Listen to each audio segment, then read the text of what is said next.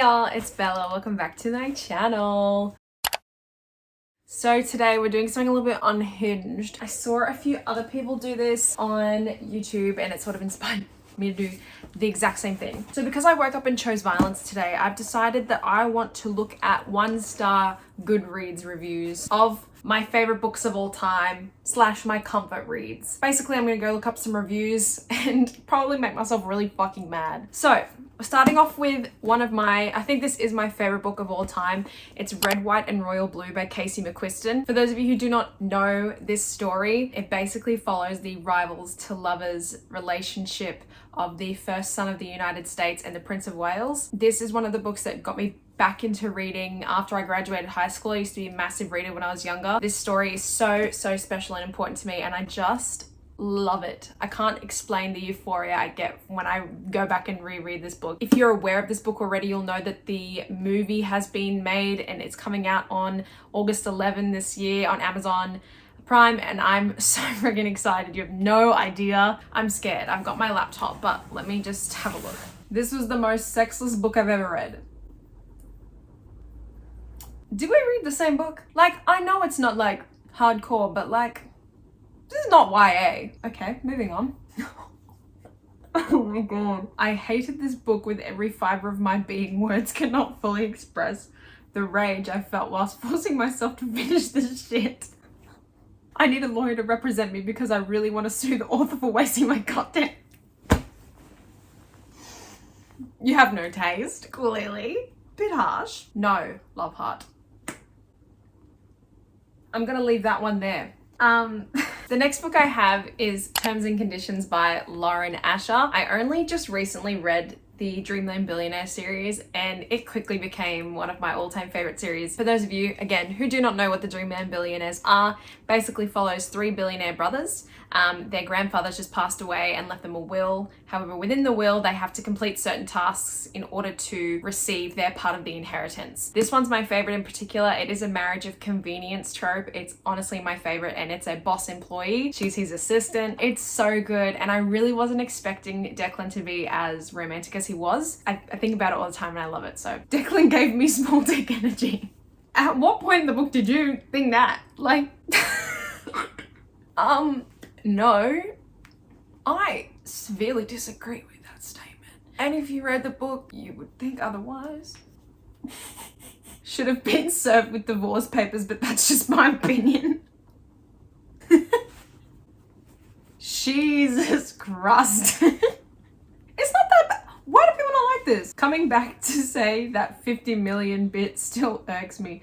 Like, you do not have 50 million move. Has to be Monopoly money.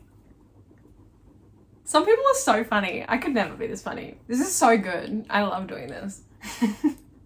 Declan is a sorry excuse for a man. Did we read the same book? Okay, next book I'm going to talk about is Aristotle and Dante Discover the Secrets of the Universe. One of my best friends got me to read this. This is my first book of 2022 that I read, actually. She loved it and she was like, you have to read it. And I read it and I absolutely loved it. The way that this author writes is so beautiful. It's so poetic. Basically, this book follows Aristotle and Dante as they become friends over the summer and sort of just navigate their relationship through their teenage years into their somewhat young adult lives. This is a YA book, but it's so beautiful and it's just a massive comfort read for me. So let's read these reviews. I've never been more grateful for a book to be over. Just an effort then. You know what I mean? You know what I mean? Anyways, 3 words. Absolute f***ing crap. Well, okay. Damn, this book sucks. Thanks. Okay, next on my list is Romancing Mr. Bridgerton by Julia Quinn. I'm the biggest Bridgerton fan ever. And Colin and Penelope are literally my favorite couple in the series. One of my favorite couples ever. I just absolutely adored them. I watched the show and then when I read the book, I was like, oh my God, can the show please be exactly like the book? For those of you who do follow Bridgerton, you know that the 3rd season has just wrapped. It does center around Colin and Penelope, and I'm fingers crossing that it comes out later this year. The book is fantastic. Look how much I've tabbed it. Like, I love this book with my entire heart and soul. It's just so comforting. It's so beautiful. Honestly, if you guys have watched Bridgerton and you want to pick up any of the books, pick up Romancing Mr. Bridgerton because it's just the best one, in my opinion. Anyway, I'm scared to read these reviews because people hate love. Penelope is literally the most boring protagonist of all time. Have you ever been a protagonist in a novel?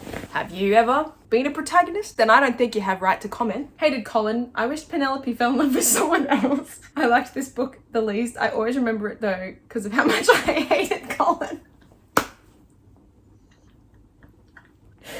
Is this a joke? Is this a joke? The one directly under it is boo. Colin, boo, you're a weenie. Can I just talk about Colin for a second? I think people really don't like Colin in the show, but how can you not like Colin, my wife, Bridgerton? Hungry man with anger issues is shocked to realise he's deeply in love with the perfect girl that was in front of him the entire time. Ron Weasley, but make it Regency. Let me make one thing clear. Never, and I mean never, compare Colin Bridgerton to Ron Weasley. Like, I get it. Colin's a foodie.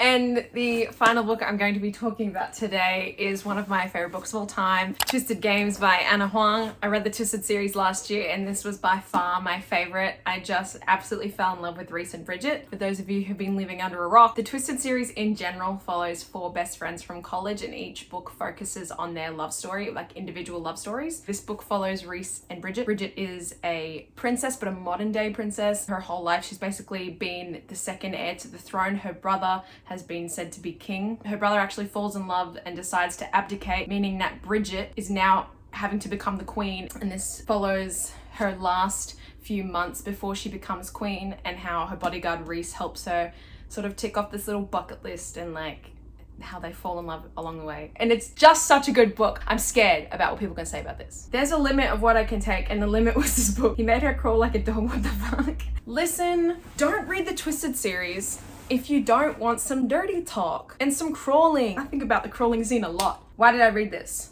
Because you should have. Decent until they started fucking. That's the best part! Anyways. Bland and boring, 2 things you never want your client/bodyguard romances to be. Even Rhys's dirty mouth wasn't enough to make this enjoyable.